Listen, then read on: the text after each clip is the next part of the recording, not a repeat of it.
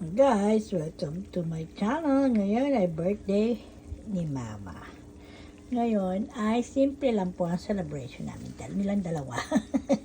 Ayan, ang aming lunch ay nilagang baboy. Ayan, diba? Ayan, ngayon meron na akong kasama kumakain. Kahit magluto si Mama. Ay meron na kaming kasamang kumakain, hindi na masisira masyado yung mga food ko. Yan po yung aking ulam. Aming ulam ay nilagang baboy buto-buto. At nagluto rin siya ng sopas. Ayan, wala kasi kaming noodles for now. Bibili pa kami. Pag napunta kami sa Asian Star. Okay, bye-bye for now.